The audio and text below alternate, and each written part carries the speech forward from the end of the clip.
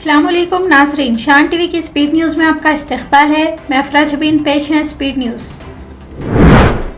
Venezuela की कारगुजार सदर Delsey एल्वीना वेड्रिग्रेस 5 रोज़ा दौरे पर हिंदुस्तान पहुंची है।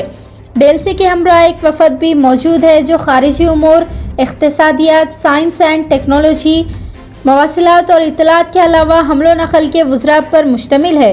हुकूमत हिंद की वज़ारत ख़ारिजा की जानिब से डेल्सी का शानदार इस्तकबाल भी किया गया है।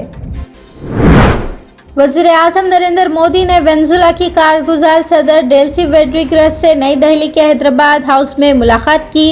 वेनेजुएला की नायब सदर 5 दिनों के लिए हिंदुस्तान के दौरे पर है। इस दौरे के मौके पर दोनों ममालिक के दरमियान आपसी ताउन को मज़ीद वुसअत देने पर तबादिले ख्याल अमल में आएगा। शुमाल मशरक़ी कौंसिल के 73वें इजलास में शिरकत के लिए वज़ीर दाखिला अमित शाह शिलोंग पहुँचे। मज़कूरा 73वें प्लीनरी इजलास में शुमाल मशरक़ी रियासतों की तरक्की के अगले मरहले का रोड मैप तैयार किया जाएगा। चीफ मिनिस्टर आसाम हेमंता बिस्वा शर्मा के अलावा मरकजी वज़ीर ज्योतिरादित्य सिंधिया भी इस मौके पर अमित शाह के साथ मौजूद थे। राहुल गांधी ने फिर एक मरतबा मुल्क की अवाम को बड़े माशी बहरान के लिए तैयार रहने का मशवरा दिया है। राहुल गांधी का कहना है कि नरेंद्र मोदी हुकूमत की नाकाम खारिजी पॉलिसियों की वजह से मुल्क को संगीन माशी बहरान के खदशात लाहक हो गए हैं। गांधी ने कहा कि मुल्क में बढ़ते सियासी और माशी बहरान का असर अवाम पर बढ़ेगा। आर्थिक सुनामी आ रही है, भयंकर आर्थिक सुनामी अब आ रही है। उसका कारण है कि हिंदुस्तान का जो प्रोटेक्शन का सिस्टम था, जो इंटरनेशनल इकोनॉमी से एक प्रकार से शॉक अब्जॉर्बर था, उसको बीजेपी ने हटा दिया है। तो एक तरफ से भयंकर आर्थिक सुनामी आ रही है, प्राइसेस बढ़ रही हैं, और ये अभी शुरुआत देखिए आप, ऐसी इकोनॉमिक क्राइसिस आएगी हिंदुस्तान में जो आपने अपने लाइफ में नहीं देखी होगी। ये हो रहा है, इसको अब कोई रोक नहीं सकता है। दूसरी तरफ क्या हो रहा है, हिंदुस्तान के अंदर, सिस्टम के अंदर इंस्टीट्यूशन। एक रोज कबल कर्नाटक चीफ मिनिस्टर डीके शिव कुमार की हलफ बर्दारी तकरीब में शिरकत के लिए पहुंचे एआईसीसी सदर मल्लिकार्जुन खड़गे और अपोजिशन लीडर राहुल गांधी का डीके शिव कुमार ने शानदार इस्तकबाल किया। शिलोंग रवानगी से कबल चीफ मिनिस्टर आसाम हेमंता बिस्वा शर्मा और मरकजी वजीर ज्योतिरादित्य सिंधिया की खैरसगाली मुलाकात हुई। इस मौके पर शुमाल मशरक़ी रियासतों की खुसूसियात पर रोशनी डालते हुए आसाम चीफ मिनिस्टर हेमंता बिस्वा शर्मा की भी सिंधिया ने खूब पज़िराई की है। जो प्रधानमंत्री जी की आशा और अभिलाषा है कि राष्ट्र पटल पर नहीं पर विश्व पटल पर हमें निखारना। And with that thought in mind we have worked with all our honourable 8 chief ministers and I'm very glad to report to all of you that today we are embarking on a journey of the 6th। मरकजी वजीर petroleum Hardeep Singh Puri ने flex fuel से चलने वाली गाड़ियों और flex fuel की launching तकरीब में शिरकत करते हुए माहौलियाती तब्दीली में मज़कूरा इक़दाम को इंतहाई अहमियत का हामिल करार दिया। हरदीप सिंह पुरी ने कहा कि वज़ीर आज़म नरेंद्र मोदी की क़ियादत में मुतबादिल ईंधन के रास्ते तलाश करने में हिंदुस्तान बड़ी हद तक कामयाब रहा है। तकरीब में मरकजी वज़ीर हमलो नकल नितिन गडकरी भी मौजूद थे। I come to some basic arithmetic. If the vehicle that you have launched today using E85 fuel, if E85 fuel comes to account and it will be made available at designated petrol dispensing points, I can share with you E85 fuel will be used for vehicles compliant with E85.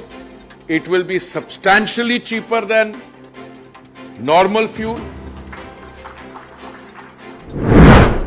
Chief minister Uttar Pradesh Yogi Adityanath ने रियासत में अमन व अमान की सूरत हाल, आने वाले constable भर्ती इम्तहानात और मरकजी हुकूमत के 12 साल मुकम्मल होने पर मुनक़िद होने वाले प्रोग्रामों के हवाले से एक आला सतही इजलास मुनक़िद किया।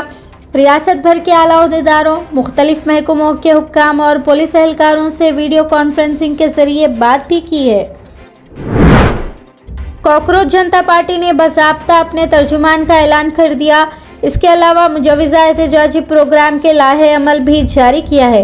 कॉकरोच जनता पार्टी के तर्जुमान सौरव दास ने कॉकरोच जनता पार्टी की पहली प्रेस कॉन्फ्रेंस से खिताब करते हुए मीडिया को 6 जून के प्रोग्राम की तफसीलात से वाकिफ करवाया। द क्वेश्चन अबाउट फंडिंग किस चीज़ के लिए चाहिए? आपने बोला ये पोस्टर 200 रुपये का है। यहाँ पे इतने लोग इकट्ठा हो गए, 1-1 रुपये सब लोग देंगे, 200 रुपये का पोस्टर नहीं बन जाएगा क्या? अगर युवा को रोड पे आना है, जंतर मंतर पहुंचना है, ऑटो लेके 100 रुपए देके नहीं पहुंच सकते क्या? हम लोग पहुंच जाएंगे। उसके लिए किस चीज का फंडिंग चाहिए? तो ये एक काउंटर नैरेटिव चलाया जाता है। कोई भी मूवमेंट हो, आज history will tell you, history will testify कि जब एक अच्छा मूवमेंट हुआ है उसके खिलाफ एक काउंटर नैरेटिव चलाया जाता है, कॉन्स्पिरेसी थियरी चलाई जाती है, फंडिंग लाया जाता है, फॉरेन हैंड लाया जाता है, बहुत सारे स्टोरीज बनाई जाती है। क्यों? क्योंकि वो मूवमेंट एक सही पाथ पे है। तो हमें भी ये वैलिडेशन मिल चुकी है कि ये मूवमेंट एक सही पाथ पे चल रही है, इसलिए ये स्टोरीज बनाए जा रहे हैं। छत्तीसगढ़ में एनएसयूआई कारकुनों पर पुलिस ने उस वक्त लाठियां बरसाई जब वो स्टूडेंट्स के हुकूक के लिए एहतजाजी धरना दे रहे थे। छत्तीसगढ़ में नीट पेपर लीक से लेकर तालीमी शोबे की बदउनवानियों के खिलाफ एनएसयूआई के एहतजाजी धरने को पुलिस ने ताकत का इस्तेमाल करते हुए बर्खास्त कर दिया। बिहार में भी एक बड़े खानगी अस्पताल के आईसीयू में आतिशबाजी के पेश आए वाक़ये में मुताद्दद मरीजों की जान चली गई है। अस्पताल की इमारत से उठते धुएं के बादल आग की शिद्दत का अंदाज़ा लगाने के लिए काफ़ी है। आग लगने की वजह का अब तक पता नहीं चला है, मगर आग लगने के बाद अस्पताल में अफरा तफरी मच गई और कई लोगों के मरने की इत्तलात मौसूल हो रही है। कर्नाटक में डीके शिव कुमार की क़ियादत में कांग्रेस ने नए अंदाज की हुक्मरानी का आगाज़ किया। एक रोज़ कबल पेश आई हलफ बर्दारी तकरीब में जिन 13 नए वज़रा ने हलफ लिया था उनमें यूटी खदीर का नाम भी शामिल है। यूटी खदीर को मुसलमान चेहरे के तौर पर काबीना में शामिल किया गया है। सूरत म्यूनिसिपल कॉरपोरेशन में ओधना जोन के क्लास 2 के इंजीनियर जिग्नेश भाई नटवर लाल मोदी को मुबैना 45,000 रुपये की रिश्वत लेते हुए एसीबी ओहदेदारों ने रंगे हाथों पकड़ लिया है। वाटर पाइपलाइन की सफाई के कामों के बकाया जात की अदायगी के लिए नटवर लाल मोदी ने एक कंट्रैक्टर से 50,000 रुपये की रिश्वत तलब की थी। कंट्रैक्टर एसीबी से रुजू हुआ और फिर एसीबी के हाथ एक बड़ी कामयाबी लगी है। गुजरात के डिप्टी चीफ मिनिस्टर का दावा है कि गुजरात पुलिस ने एक बड़ी कार्रवाई करते हुए गुजरात में रहने वाले 362 बांग्लादेशी शहरियों को निशानदेही की है जो रियासत गुजरात में गैर कानूनी तरीके से रह रहे थे। वहीं 780 मजीद मुश्तबा अफराद का एक और मामला ज़ेरे तहकीक चल रहा है। ऑपरेशन डेल्टा हंट के माध्यम से अवैध तरीके से भारत में निवास करते हुए 362 बांग्लादेशियों को अब तक पकड़ा गया है। कुल मिला के 780 से ज़्यादा और संदिग्ध लोगों की तहकीकात हो रही है। गुजरात पुलिस के कांस्टेबल से लेकर डीजीपी तक पूरी टीम को मैं बहुत बहुत अभिनंदन देता हूँ। गुजरात के फूड सेफ्टी महकमों की इन्फोर्समेंट टीम ने एक जूस निकालने वाली कंपनी पर धावा करके वहां पर रखे फ्रूट्स की जांच की। धावे के दौरान भारी मिक़दार में ख़राब फ्रूट्स बिलखुसूस आमों को भी टीम ने जब्त कर लिया है। मज़कूरा कंपनी में जूस निकालने के लिए बहुत ज़्यादा सड़े हुए आमों के इस्तेमाल का भी इंकशाफ हुआ है। इन्फोर्समेंट टीम ने सामान जब्त करके जूस निकालने वाली कंपनी को मोहर बंद कर दिया है। हुज्जाज कराम के सामान की मुबैना चोरी का एक वाक़या उत्तर प्रदेश के लखनऊ एयरपोर्ट से सामने आया है। फरीज़ हज की अदायगी से वापस लौटने वाले हुज्जाज कराम के बैग से सोने और चांदी के ज़ेवरात, परफ्यूम्स, हिजाब, बुरखा और बच्चों के खिलौने तक चोरी होने की बात सामने आई है। जी भाई ये देखिए 2 लगेज, एक ये है, इसका पूरा तोड़ दिया गया इन्होंने, लॉक भी टूटा पड़ा है, सब कुछ टूटा पड़ा है। इसके अंदर परफ्यूम थे, परफ्यूम जानमाज, बुरखे, बहुत सी चीजें गायब है। पानी एक चीज नहीं थी, सिर्फ परफ्यूम, जानमाज और बुरखे थे। अब कितना क्या गायब है ये देखना है। इसका देखिए ये भी बिल्कुल तोड़ दिया है।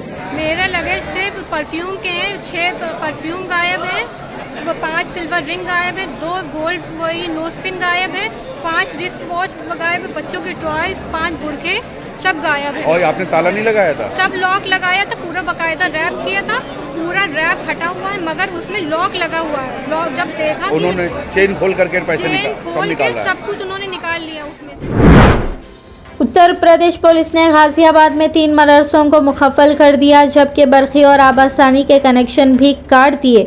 उत्तर प्रदेश पुलिस का दावा है कि मज़कूरा मदरसा बगैर रजिस्ट्रेशन के गैर कानूनी तरीके से चलाए जा रहे थे, जबकि मदरसा इंतज़ामिया का दावा है कि वो इजाज़त और क़ानूनी तरीके से मदरसे चला रहे हैं और इन मदरसों में यतीम बच्चों को तालीम फराहम करने का काम किया जाता है।